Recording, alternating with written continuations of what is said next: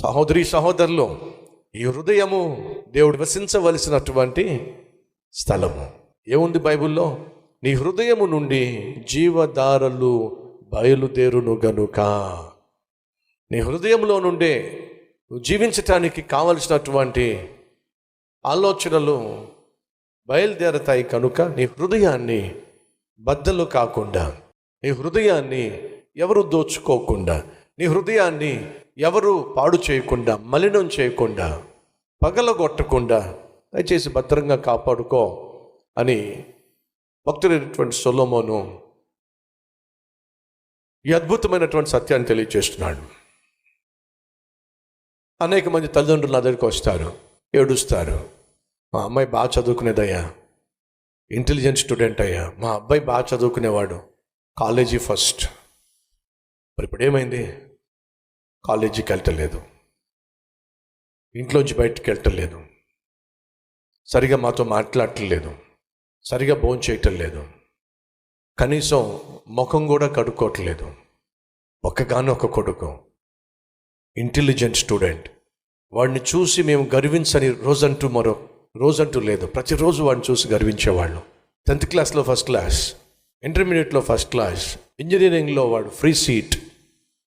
అలాంటి వాడు ఈరోజు ఇంట్లోంచి బయటకు వెళ్ళటల్లా, కాలేజీకి వెళ్ళటల్లా. అయ్యా కనీసం ముఖం కూడా కడుక్కోవట్లేదయ్యా. ఏదో లోకంలో ఉంటాడు, గడ్డం గీసుకోడు, తలకాయ దువ్వుకోడు. వాడిని చూస్తే మాకు నిజంగా గుండె తరుక్కుపోతూ ఉందయ్యా. ఎంత చక్కగా ఉంటాడో, ఎంత అందంగా ఉంటాడో, కానీ ఈరోజు వాడిని చూస్తే మాకే భయం వేస్తుంది. ఒక బూచోడ్లాగా తయారయ్యాడు. అప్పుడు అడిగాను, ఏమైంది మీ అబ్బాయికి? ఏమైందంటే ఏం చెప్తావయ్యా? ఎవరో ఒక అమ్మాయికి తన మనస్సు ఇచ్చాడట. ఏం చేశాడు? ఎవరో ఒక అమ్మాయికి తన మనసు ఇచ్చాడట. ఆ అమ్మాయి ఏమో మోసం చేసిందట. ఆ రోజు నుంచి ఈ రోజు వరకు మా అబ్బాయి మాకు దక్కట్లేదు. మోసపోయాడయ్యా.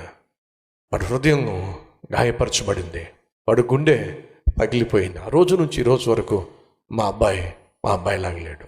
ఏమర్థం అవుతుంది మీకు? అబ్బాయి కావచ్చు, అమ్మాయి కావచ్చు, ఈ గుండెల్లో దేవుడు ఉంటే క్షేమం. కానీ ఈ మనస్సును ఎవరికిచ్చినా సరే ఏదో ఒక రోజు వాడు గాయం చేస్తాడు. బహుశా ఈరోజు వచ్చి ఈ వాక్యం వింటున్నటువంటి చెల్లెళ్ళలో, తమ్ముళ్ళలో, సహోదరి సహోదరులో అటువంటి పరిస్థితి గుండా మీరు వెళ్తున్నారేమో. ఎస్, వాడికి నా మనసునిచ్చాను, వాడు నా గాయాలు మిగిల్చాను. ఆమెకు నా మనసునిచ్చాను, గాయాలు మిగిల్చింది. ఈరోజు నేను సరిగా తినలేకపోతున్నాను, సరిగా చదువుకోలేకపోతున్నాను, సరిగా ఉద్యోగం చేయలేకపోతున్నాను. ఈ గుండెలను, గాయంతో నిండిపోయిన ఈ గుండెలను ఎవరు బాగు చేయగలరు? ఒకవేళ నువ్వు ప్రశ్నిస్తున్నట్లయితే, గుండెను నిర్మించిన దేవుడు మాత్రమే నీ గుండెకు తగిలిన గాయాన్ని బాగు చేయగలడు. ప్రియ సహోదరి సహోదరులు, మరొకసారి చెప్తున్నాను, 18 సంవత్సరాల వయసు నుండి వాక్య పరిచర్య చేస్తున్నాను. ఈ 18 సంవత్సరాల వయసు నుండి అంటే సుమారు 32 సంవత్సరాలకు పైగా వాక్య పరిచర్య చేస్తున్నాను. ఈ 32 సంవత్సరాల కాలంలో ఒక టీనేజ్ బాయ్గా నేను దేవుణ్ణి నమ్ముకున్నాను. టీనేజ్ బాయ్గా వాక్య పరిచర్య చేయటం మొదలుపెట్టాను. చాలా ఎర్లీగా సేవను ప్రారంభించాను. 32 సంవత్సరాలుగా వాక్య పరిచర్య చేస్తున్నప్పుడు నా జీవితంలో చాలా ఆటుపోట్లు చూశాను, చాలా శోధనలు ఎదుర్కోవాల్సి వచ్చింది. ఆయన ఒక మాట చెప్పగలను, అదేమిటంటే, ఈ నా హృదయంలో యేసుక్రీస్తుకు తప్ప మరెవ్వరికి చోటు ఇవ్వలేదు. ఫలితంగా ఈ దీన జీవితాన్ని దేవుడు ఆశీర్వాదంగా మార్చాడు, అనేక మందికి ఆదర్శంగా మార్చాడు. 10 మందికి ఆశీర్వాదంగా ఉండాలని ఆశపడుతున్నావా? నీ చుట్టూ ఉన్న సమాజానికి నువ్వు దీవెనకరంగా ఉండాలని ఆశపడుతున్నావా? అయితే ఈ హృదయాన్ని ఎవరికి పడితే వాడికి ఇవ్వకండి, దేనికి పడితే దానికి ఇవ్వకండి. ఆ తర్వాత మాయని గాయాలు ఆ హృదయానికి తగిలి జీవితాంతం ఏడవకండి. ఎంతమంది అమ్మాయిలు, ఎంతమంది అబ్బాయిలు ఈరోజు హృదయానికి తగిలిన గాయం వల్ల ఎవరినో నమ్మి తన మనసు ఇచ్చేస్తుంది, దేనో దాన్ని ఒకదాన్ని నమ్మేసి మనసు ఇచ్చేస్తున్నాడు. ఆ తర్వాత ఆ మనసు కాస్త గాయాలు పాలైపోయిన తర్వాత కుదురుకోవడం చాలా కష్టమైపోతుంది. తినబుద్ధి కావటల్లా, చదవ బుద్ధి కావటల్లా. ఒకరోజు ఒక అమ్మాయి నా దగ్గరికి వచ్చి, అన్నయ్య మీతో మాట్లాడాలి. ఏంటో చెప్పు తల్లి. ఏం లేదన్నయ్య, నాకు నిద్ర పట్టట్లేదు అన్నయ్య. నాకు తినబుద్ధి కావట్లేదు అన్నయ్య, చదువుకోబుద్ధి కావట్లేదు అన్నయ్య. ఏమైంది? ఒక అబ్బాయికి నా మనసు ఇచ్చాను అన్నయ్య. ఏమిచ్చిందట? మనసు ఇచ్చిందట. అప్పుడు నేను తిట్టి, ప్రేమ లేదు దోమ లేదు. ఎందుకని ప్రేమను దోమతో పోల్చారు? ఎప్పుడు ఆలోచన చేశారు మీరు? దోమ వచ్చి కాటేసి వెళ్ళిపోద్ది, ఆ తర్వాత అదనమాట. ఎవడో ఒకడికి నువ్వు నీ జీవితాన్ని అప్పగిస్తావు, ఆ తర్వాత లబో దోమ వచ్చి కాటేసి వెళ్ళిపోయిందండి. ఆ తర్వాత నీకు మలేరియానో డెంగ్యూనో ఇంకొకటో. అమ్మాయి అంటుంది, అన్నయ్య ఒకటికి మనసు ఇచ్చాను అన్నయ్య, ప్రేమలో పడ్డాను అన్నయ్య. దేంట్లో పడిందట?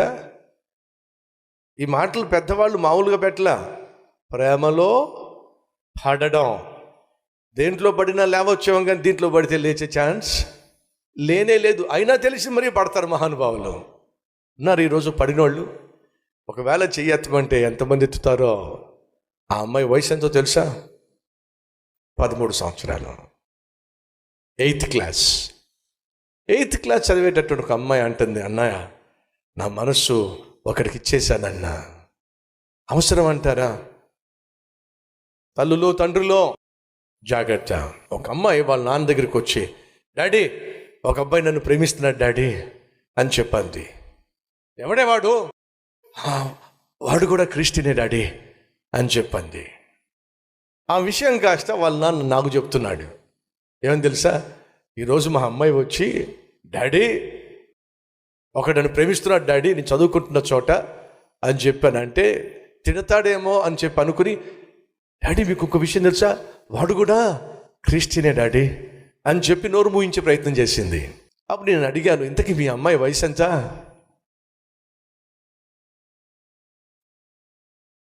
కనపట్లేదా? కనిపించిందా? చెప్పండి ఏమిటో. 6 సంవత్సరాల వయసు ఉన్న అమ్మాయి వచ్చి డాడీతో చెప్తుంది, డాడీ ఒక అబ్బాయి నన్ను ఇష్టపడుతున్నాడు స్కూల్లో. ఎక్కడ డాడీ కాదంటాడని చెప్పేసి అప్పుడే మెలికి పెట్టేస్తుంది. ఏమని? వాడు క్రిస్టియనే డాడీ, నువ్వేం టెన్షన్ పడు మాకు. ఏ కాలమో చెప్పండి ఒకసారి, గట్టిగా చెప్పండి. పోకండి, పాడైపోకండి, పతనమైపోకండి. మీ హృదయాలు అనవసరంగా ఎవడికి పడితే వాడికి ఇచ్చేసి మీ జీవితాలు నాశనం చేసుకోకండి. బైబిల్లో ఏముందో తెలుసా? నీ హృదయమును ఏమిటి? భద్రముగా కాపాడుకో. చేతికి గాయం అయితే త్వరగా మానిపోతుంది, జాగ్రత్తగా వినండి. కాళ్ళకు గాయం అయితే త్వరగా మానిపోతుంది, కానీ గుండెకు గాయం అయితే అంత త్వరగా మానే ఛాన్స్ లేనే లేదు. కాబట్టి ఈ గుండెను భద్రముగా కాపాడుకోవాలి. ఆ తర్వాత ఏముందో చూద్దాం రండి. పవిత్రమైన నాలుక, 24వ వచనం చదువుతున్నాను.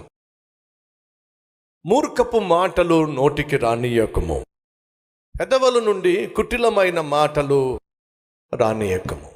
నీ పెదవులను కాపాడుకో. నీ పెదవులు పవిత్రంగా ఉండాలి. కాబట్టి పవిత్రమైన హృదయము, పవిత్రమైన పెదవులు. రండి, బైబిల్లో చక్కని మాటను చదివిస్తాను. పేతురు రాసిన మొదటి పత్రిక 3వ అధ్యాయం 10వ వచనము. జీవమును ప్రేమించి మంచి దినములు చూడగోరువాడు. వీళ్ళు ఎవరైనా ఈ మంచి రోజులు నేను చూడాలి అని ఆశపడుతున్నాను అన్నవారిని ఉంటే నిజంగా చప్పట్లు కొట్టండి. Very good. అయితే ఆగండి. ఈ మంచి రోజులు నిజంగా నువ్వు చూడాలి అంటే అది ఎవరి చేతిలో ఉంది చెప్పండి? ఎవరి చేతిలో ఉంది? మీ చేతిలోనే ఉంది. ప్రాముఖ్యంగా మీ నోటిలోనే ఉంది. చెప్పాను, జ్ఞాపకం ఉందా? ఒక బామ్మ బంధువుల దగ్గరికి వెళ్తూ సాయంత్రం చీకటి పడేసరికి ఆ గ్రామంలో ఎక్కడో తలదాచుకొని పొద్దున్న లేచి వెళ్దామని చెప్పి ఆ గ్రామంలోకి వెళ్తున్నప్పుడు ఒక భయం ఏర్పడింది. ఈ గ్రామంలో ఉన్నవాళ్ళు మంచోళ్ళో చెడ్డోళ్ళో అని భయంతో బిక్కుమంటూ ఆ గ్రామంలో అడుగు పెడుతూ ఉంటే ఒక ఆయన ఆ గ్రామంలోంచి బయటకు వస్తున్నప్పుడు ఈ బామ్మ అతను అడుగుతూ, అయ్యా ఒక చిన్న ప్రశ్న. ఏంటి బామ్మ, ఏమిటి నీ ప్రశ్న? ఈ ఊరు మంచిదేనా? ఈ ఊరోళ్ళు మంచోళ్ళేనా అని అడిగింది. అప్పుడు సింపుల్గా అతను అన్నాడు, నీ నోరు మంచిదేనా అన్నాడు. ఏమిటట? బామ్మా నీ నోరు మంచిదేనా? అదేంటి బాబు అంత మాట అన్నావు? నీ నోరు మంచిదైతే మా ఊరు చాలా మంచిది. ఆ ఊర్లో తనకు మంచి జరగాలన్నా, తన ప్రయాణంలో తనకు మంచి ప్రయాణము, సుఖవంతమైన ప్రయాణము కావాలన్నా ఏది చెప్పండి, ఏది బాగుండాలి? నోరు బాగుండాలి. ఓ విషయం చెప్పమంటారా? నువ్వు ఎంత చెడ్డోడువో, నీ బుద్ధి ఎంత చెడ్డ బుద్ధో ఎవ్వరో చెప్పాల్సిన అవసరంలా 10 నిమిషాలు నువ్వు నోరు తెరిస్తే చాలు. వినేవాళ్ళకి అర్థమైపోతుంది నీ బుద్ధి చెడ్డదని, నీ గుణం చెడ్డదని, నీ నోరు చెడ్డదని. ఎవరు చెప్పాల్సిన అవసరంలా, నీ నోరే చెప్పేస్తుంది. కాబట్టి బైబిల్ సెలవిస్తుంది, నీ నోరే నీ మీద సాక్ష్యం ఇస్తుంది. 15వ అధ్యాయం యోబు గ్రంథము 3వ వచనం, వ్యర్థమైన సంభాషణల చేత వ్యాజ్యమాడదగునా. ఈరోజు మనలో కొంతమంది ఎప్పుడు చూసినా వ్యర్థమైనటువంటి సంభాషణలు, పనికి మాలిన సంభాషణలు, మళ్ళీ దాంట్లో ఆర్గ్యుమెంట్లు ఒకటి, పనికి మాలిన ఆర్గ్యుమెంట్లు, రైట్? వ్యర్థమైన సంభాషణల చేత వ్యాజ్యమాడదగున, నిష్ప్రయోజనమైనటువంటి మాటల చేత వాదింపదగున. That is what Bible says.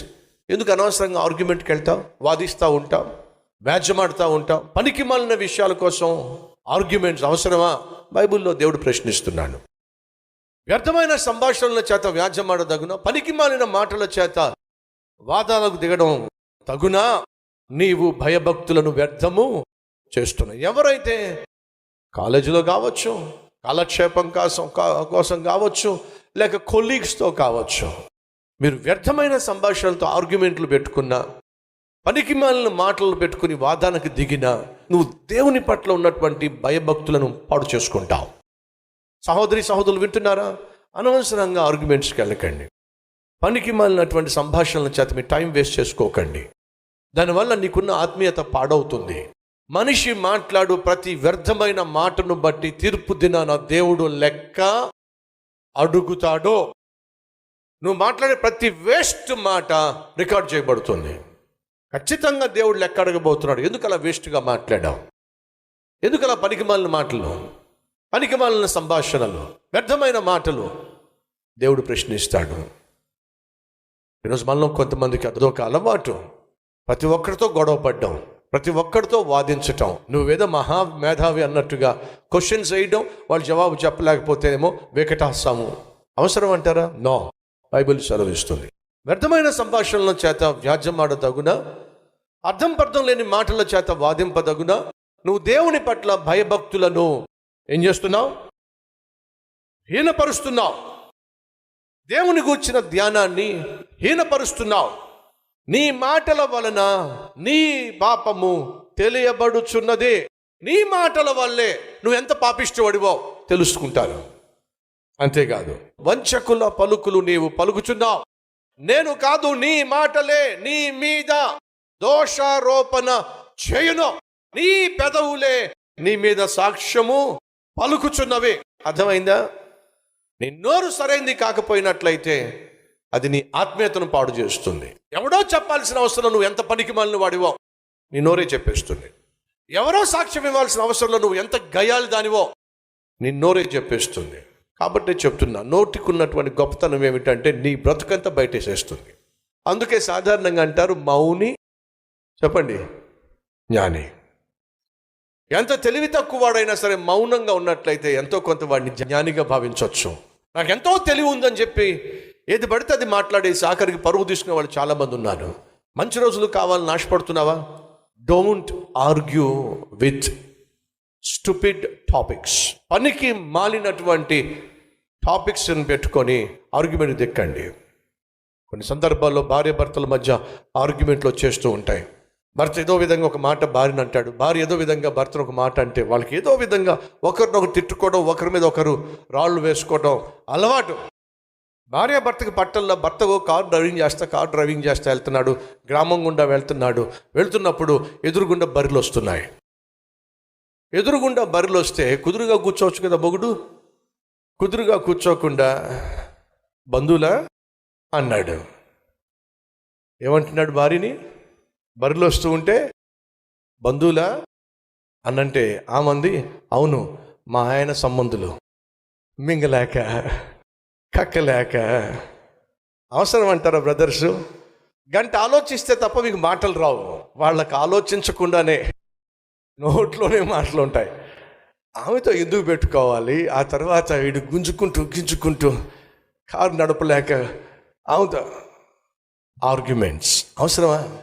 అనవసరంగా నోరు పడేసుకోవద్దు. బైబిల్ సెలవిస్తుంది. పేతురు రాసిన పత్రిక 3వ అధ్యాయం 10వ వచనం, జీవమును ప్రేమించి, నేనే మార్గము నేనే జీవము, దేవుణ్ణి ప్రేమించి మంచి దినములు చూడగోరువాడు చెడ్డ మాట పలకకుండా తన నాలుకను, కపటమైన మాటలు రానివ్వకుండా తన పెదవులను కాపాడుకోవాలి. నిజంగా మీ జీవితంలో మంచిని చూడాలి, మంచి రోజులు చూడాలి, క్షేమంగా మీరు జీవించాలి అని ఆశపడుతున్నట్లయితే ఎప్పుడు నోరు మూసుకుని కూర్చోవాలో అప్పుడు నోరు మూసుకోవడం నేర్చుకోవాలి. మీకు విషయం తెలుసా? చేప కూడా క్షేమంగా ఉంటుంది నోరు ఎప్పుడు మూసుకోవాలో అప్పుడు మూసుకుంటే. గాలం వచ్చింది పైనుంచి, తన కళ్ళ ముందు గాలం ఉంది, గాలానికి ఏముంది? ఎర్ర ఉంది. ఇప్పుడు చేప ఏం చేయాలి? నోరు మూసుకోవాలి. చేప అయినా సరే తన ప్రాణాన్ని కాపాడుకుంటుంది ఎప్పుడు నోరు మూసుకోవాలో అప్పుడు నోరు మూసుకుంటే. అలా కాదని చెప్పి వెళ్ళి తెరిచింది అనుకోండి నోరు, ఏమవుతుంది చెప్పండి? ఏమవుతుంది? మీకు ఫ్రై అవుతుంది, దాని జీవితం కాస్త ఫ్లై అవుతుంది. అంతేగా సహోదరి సహోదరులు, మన జీవితంలో ఖచ్చితంగా ఈ జ్ఞానం కలిగి ఉంటే ఎంత బాగుంటుంది. పవిత్రమైన పెదవులు. కానీ రోజులు అనేక మందికి పవిత్రమైన పెదవులు కరువైనాయి. ఎందుకని? 5వ అధ్యాయము 4వ వచనం ఎఫెసీయులకు రాసిన పత్రిక, కృతజ్ఞత వచనమే మీరు ఉచ్చరింపవలెను, కానీ మీరు బూతులైనను. నేను చిన్నప్పుడు గ్రామాల్లో పెరిగాను, పల్లెటూరులో పెరిగాను. ఆ పల్లెటూరులో తాతయ్యలు ఉంటారు. ఆ తాతయ్యలకున్న గొప్పతనం ఏమిటంటే బూతు పదము వాడకుండా ఒక్క మాట కూడా వాళ్ళు మాట్లాడరు. వీళ్ళు ఎంతమంది పల్లెటూరులో పుట్టి పెరిగారు చూపిస్తారా? అందరూ మనపాటియే. అమ్మమ్మ నాన్నమ్మ వస్తే ఈ తాతయ్య మనవాడికి చెప్తారు, రే దాన్ని ఇలా పిలవరా అని చెప్పి ఒక బూతు మాట చెప్తాడు. పాప మనవాడికి అది బూతు మాట తెలియక వెళ్ళి అమ్మమ్మతో అంటాడు, ఒరే నీకు ఎవర్రా ఈ మాటలు నేర్పించింది? తాతయ్య. ఇదేం పోయే కాలం అయ్యా, మనవాడికి నేర్పించాల్సింది బూతులా? ఇంట్లోకి ఎవరిని వస్తే ఒరే వాడిని అలా తిట్టు అని చెప్పి ఒక బూతు మాట. చిన్నప్పుడు పిల్లలకు నేర్పించాల్సింది బూతు మాటలు కాదు. కానీ దురదృష్టం ఏమిటంటే కొన్ని ఇళ్లల్లో అవే నేర్పిస్తారు. వాడు వచ్చి రాని మాటలతో బూతులు మాట్లాడుతూ ఉంటే అదేమిటో పనికి మాలినటువంటి పైత్యంతో కూడినటువంటి సంతోషం. సంగమా, క్రైస్తవ సమాజమా, నీ నోరు బాగున్నట్లయితే నీ గృహము బాగుంటుంది, నీ ఇల్లు బాగుంటుంది. నీ నోరు బాగున్నట్లయితే నీ జీవితం బాగుంటుంది, మంచి రోజులు చూస్తావు. కాబట్టి బైబిల్ సెలవిస్తుంది, మన నోట కృతజ్ఞత వచనమే రావాలి, కానీ నోటులో నుంచి బూతులు రావడానికి వీల్లేదో. ఈరోజు మన మధ్య ఎవరైనా ఉన్నారా సహోదరులు బూతులు మాట్లాడేవాళ్ళు? కొంతమందికి కోపం వస్తే నోటికి ఏ మాట వస్తే ఆ మాట అనేస్తారు. ఆ కోపం వచ్చినప్పుడు ఆ కోపంతో ఏ బూతు మాట పడితే ఆ బూతు మాట అనేస్తారు. ఆ కోపంలో భార్యతో మాట్లాడుతున్నాడో తెలియదు, కూతురుతో మాట్లాడుతున్నాడో తెలియదు, కొడుకుతో మాట్లాడుతున్నాడో తెలియదు, మరొకరితో మాట్లాడుతున్నాడో తెలియదు, ఇష్టం వచ్చినట్టుగా మాట్లాడి పడేస్తారు బూతులు. ఉన్నారా? సహోదరులు కావచ్చు, సహోదరులు కావచ్చు. దయచేసి నువ్వు ఆత్మీయుడు అయినట్లయితే, మంచి రోజులను చూడాలని ఆశపడుతున్నట్లయితే నీ నోటిలో నుంచి బూతులు రావడానికి వీలేదో ఖచ్చితంగా తీర్మానం తీసుకోండి. ఆ తర్వాత మరొక వచ్చిన ముందు కొంచెం సీరియస్గా ఉంటుంది, చూద్దాం రండి. మీ నోటిలో నుండి బూతులైనను పోకిరి మాటలైనను. ఏ మాటలు ఇవి? పోకిరి మాటలు. ఉద్యోగం చేసే చోట కావచ్చు, బస్ స్టాండ్లో కావచ్చు, ప్రయాణం చేస్తున్నప్పుడు కావచ్చు, పోకిరి మాటలు మాట్లాడేవాళ్ళు, ద్వంద్వర్థాలతో మాట్లాడేవాళ్ళు, ఎదుటి వారిని నొప్పించే విధంగానూ కవ్వించే విధంగానూ మాట్లాడేటటువంటి పోకిరి మాటలు మాట్లాడే మనసు, పెదవులు నీకున్నాయా? జాగ్రత్త, అది ఆత్మీయత కానే కాదు. మొదట ఏమిటి? బూతులు. ఆ తర్వాత ఏమిటి? పోకిరి మాటలు. ఇంకొంచెం ముందుకెళ్ళి ఏమందో తెలుసా? సరసోక్తులు. ఏమిటి? సరసాన్ని ప్రేరేపించేటటువంటి మాటలు. కొంతమంది భర్తలు, పెళ్ళైపోయినటువంటి భర్తలు, పొరపాటున పక్కింటి ఆవిడ వచ్చిందనుకోండి, వీడు మాట్లాడేవన్నీ కూడా డబల్ మీనింగ్ మాటలు మాట్లాడుతూ ఉంటాడు. వాడు బుద్ధిని బయట పెట్టే ప్రయత్నం చేస్తూ ఉంటాడు. ఉద్యోగం చేసే చోట పక్కన కూర్చున్నటువంటి ఆవిడతో పనికి మాలిన డబల్ మీనింగ్ మాటలు మాట్లాడుతూ వీడు ఏం కోరుకుంటున్నాడో, ఏం ఆశిస్తున్నాడో తెలియచేసే ప్రయత్నం చేస్తూ ఉంటాడు. ఉన్నారా మన మధ్య అలాంటి పోకిరిగాళ్ళు? ఉన్నారా మన మధ్య అలాంటి సరసోక్తులతో ఎదుటి వారిని ఇబ్బంది పరిచేటటువంటి పాపిష్టి పెదవులు కలిగిన వారు? బైబిల్ సెలవిస్తుంది, ఇవి మీకు తగవో.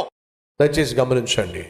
నీ కళ్ళు పవిత్రంగా ఉంటే నీ ఒళ్ళంతా పవిత్రంగా ఉంటుంది. బైబిల్ సెలవిస్తుంది, నీ దేహమునకు నీ కళ్ళు దీపము గనుక, నీ దేహమునకు నీ కళ్ళు దీపము గనుక. నీ కళ్ళు తేటగా ఉంటే నీ ఒళ్ళంతా పవిత్రంగా ఉంటుంది. ఈరోజు 10 సంవత్సరాల అబ్బాయి హత్యాచారం చేస్తున్నాడు. 8 సంవత్సరాల అబ్బాయి మానభంగం చేస్తున్నాడు. ఎప్పుడైనా విన్నామా ఇది మనం? 7 సంవత్సరాలు, 8 సంవత్సరాలు, 9 సంవత్సరాలు, 10 సంవత్సరాలు అబ్బాయి మానభంగం చేయటం ఏమిటి? హత్యాచార్యం చేయటం ఏమిటి? ఎందుకు ఇలా జరుగుతుంది? 8 సంవత్సరాల అబ్బాయి 6 సంవత్సరాల అమ్మాయిని పాడు చేశాడు అని చెప్పి అరెస్ట్ చేశాడు. 8 సంవత్సరాల వయసులో వాడు ఒక అమ్మాయిని రేప్ చేశాడటండి. అరెస్ట్ చేసి పోలీస్ స్టేషన్లో వాడిని అడుగుతున్నారండి, ఏమిట్రా నీకు ఈ బుద్ధి, ఎందుకు వచ్చిందిరా నీకు ఈ బుద్ధి అని అంటే వాడు చెప్తున్నాడు, మా డాడీ సెల్ ఫోన్లో నేను ఈ బూత్ సినిమాలు చూసేవాడిని. ఆ బూత్ సినిమాలు చూడడం బట్టి నేనేమైతే చూస్తున్నానో అదే చెయ్యాలి అనే తాపత్రయం నాలో పెరిగిపోయింది. కాబట్టే ఈ పాపిష్టి పనికి ఒడిగట్టాను. 8 సంవత్సరాల అబ్బాయి 6 సంవత్సరాల అమ్మాయిని మానభంగం చేసే ప్రయత్నం. ఏమిటిది? ఎందుకు ఇలా జరుగుతుంది? సహోదరి సహోదరులు దయచేసి వినండి. మీ చేతుల్లో సెల్ ఫోన్ ఉంది, అది ఇన్ఫర్మేషన్ కోసం, అంతేగాని నీ జీవితాన్ని బూతు బతుకుగా మార్చడానికి కానే కాదు. కానీ ఈరోజు ఒకసారి పరిశీలన చేసుకుంటే నీ సెల్ ఫోన్ నేను దేనికోసం వాడుతున్నావు? పవిత్రమైనటువంటి దేవుని వాక్యం చదవటానిక, సందేశాలు వినడానిక, లేక సందేశాలు ఎవరికైనా పంపించడానిక, లేదా ఎవరు లేని సమయంలో, ఎవరు చూడని సమయంలో బూత్ సినిమాలు చూడడానిక? దేనికోసం నీ సెల్ ఫోన్ వాడుతున్నావు? నువ్వు ఏం చూస్తావో దాని గురించి ఆలోచిస్తావు. దేని గురించి ఆలోచిస్తావో దాన్నే చేయాలని తప్పిస్తావు. దేన్నైతే చేసే ప్రయత్నం చేస్తావో దానికే నువ్వు అలవాటు పడతావు. దేనికైతే నువ్వు అలవాటు పడతావో దానికి నువ్వు బానిసవుతావు. దేనికైతే నువ్వు బానిసవుతావో అదే నిన్ను పాతాళానికి తీసుకెళ్తుంది. ఈరోజు ఇక్కడ కూర్చుని అనేక మందికి కావలసినటువంటి గొప్ప విజయం ఏంటో తెలుసా? బూతు సినిమాల పైన విజయము, అపవిత్రమైనటువంటి కళ్ళ పైన విజయము. వ్యభిచారము చేయవద్దు అన్నమాట మీరు విన్నారు కదా. ఒక స్త్రీని ఆ చూపుతో చూసే ప్రతివాడు ఆమెతో వ్యభిచారము చేస్తున్నాడు. ఈరోజు అనేక మంది కళ్ళు కామంతో నిండిపోయినాయి. పవిత్రంగా చూడడం సాధ్యం కావటల్లా. ఎందుకని? హృదయము కామముతో నిండిపోయింది. పాదాలు కోరికను తీర్చుకోవడానికి పరుగులు తీస్తాయి. నోరు సరసోక్తులతో వారు అనుకున్నది చేయడానికి ప్రయత్నం చేస్తారు. చివరికి మిగిలేదేమిటి? నరకము, అగ్ని ఆరని, పురుగు చావని భయంకరమైన స్థలము. దేవుడు నిన్ను హెచ్చరిస్తున్నాడు. నీ పాదములు సరిగా లేవు, నీ హృదయము సరిగా లేదు, నీ పెదవులు సరిగా లేవు, నీ కళ్ళు సరిగా లేవు. ఎలా పడితే అలా జీవిస్తున్నావు. నాశనం రాబోతుంది. తీరని నష్టం నీ జీవితంలో ఎదుర్కోబోతున్నావు. ఆ తర్వాత ఏడవడం కంటే ఈ హెచ్చరికను తీసుకొని హృదయపూర్వకంగా ప్రభువుకు ప్రార్థన చేస్తాము. రండి కలిసి ప్రార్థన చేద్దాం. మహాపరిశుద్ధుడు అయిన ప్రేమ కలిగిన తండ్రి, శ్రేష్టమైన సందేశంతో మా జీవితాలను ప్రక్షాళన చేస్తున్నందుకు వందనాలు. ఇది మొదలుకొని ప్రభు ఈ హృదయంలో నువ్వు తప్ప ఇంకెవరు ఉండడానికి వీల్లేదు. మా పాదములు నాయనా ఎక్కడ పడితే అక్కడ తిరిగే పాదాలుగా, ఎవరితో పడితే వాడితో వెళ్ళిపోయే పాదాలుగా ఆ పాదాలు ఉండడానికి వీల్లేదయ్యా. నిన్ను వెంబడించే పాదాలుగా, నీ అడుగుల్లో నడిచే పాదాలుగా మా పాదాలు ఉండాలి. మా పెదవులు నాయన, మా నోరు అనవసరమైన ఆర్గ్యుమెంట్స్, అనవసరమైన తగాదాలు, అనవసరమైన గొడవలు, అరుపులు, కేకలు, అబద్ధాలు, పోకిరి మాటలు, సరస్సోక్తులు మా నోట్లోంచి రావడానికి వీల్లేదయ్యా. మా నోరు బాగుంటే మా జీవితాలు బాగుంటాయి. మా నోరు బాగుంటే మా ఇల్లు బాగుంటుంది. మా నోరు బాగుంటే మా ఉద్యోగంలో మేము మంచి పేరు సంపాదిస్తాం. మంచి నోరు దయచేయండి అయ్యా. మా కళ్ళు నీకు తెలుసు ఆయన ఎంతగా అపవిత్రమైపోయినాయో, అపవిత్రతను ఎంతగా ఆశిస్తున్నాయో నీకు తెలుసు. అపవిత్రమైన మా కళ్ళను పవిత్రపరచు నాయన. కామముతో, కామపు పొరలతో నిండిపోయిన మా కళ్ళను నాయన నీ రక్తములో కడిగి సంపూర్ణంగా శుద్ధి చేసి పవిత్రమైన కళ్ళు, పవిత్రమైన పాదాలు, పవిత్రమైన పెదవులు, పవిత్రమైన హృదయము మాకు దయచేసి నీ వలే, నీ బిడ్డల వలే మేము జీవించులాగున సహాయం చేయమని యేసు నామం పేరట వేడుకుంటున్నాము తండ్రి. ఆమేన్.